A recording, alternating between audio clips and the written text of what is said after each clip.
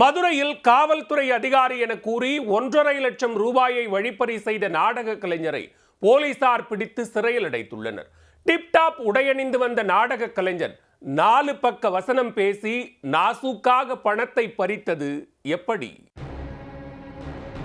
தஞ்சாவூர் மாவட்டம் கும்பகோணம் அருகே உள்ள அண்ணா அக்ரஹாரம் பகுதியைச் சேர்ந்தவர் முருகன். தனியார் நிறுவனம் ஒன்றில் சேல்ஸ் ரெப்ரசன்டேட்டிவாக பணிபுரிந்து வருகிறார். தன் நிறுவனம் சார்பில் பணம் வசூல் செய்வது இவரது வாடிக்கை. அதன்படி மதுரைக்கு பண வசூலுக்காக சென்றபோது திலகர் திடல் அருகே கோபாலன் கொத்தன் தெருவில் நடந்து சென்று கொண்டிருந்தார். அப்போது டிப்டாப்பாக உடையணிந்து போலீஸ் ஹேர் கட்டிங் செய்து எதிரே வந்த நபர் அவரை வழிமறித்துள்ளார். தான் ஒரு காவல்துறை உயர் அதிகாரி என கூறி கட்டை குரலில் பேசியதும் முருகன் நம்பிவிட்டார். அவர் கொண்டு வந்த பையை பிடுங்கி பரிசோதித்தவர் அதில் இருந்த 1.5 லட்சம் ரூபாய் பணத்தை கூசாமல் எடுத்து பாக்கெட்டில் வைத்துக் கொண்டார்.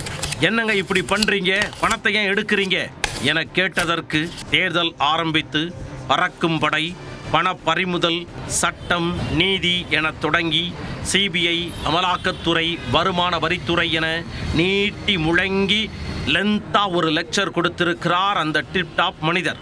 எதுவும் புரியாவிட்டாலும் அமைதியாக கேட்டுக்கொண்டிருந்த முருகனிடமிருந்து ஆபீஸில் வந்து பணத்தை பெற்றுக்கொள்ளுமாறு கூறிவிட்டு சிங்க நடை போட்டு சரக் சரக் என நடந்து சென்றுள்ளார்.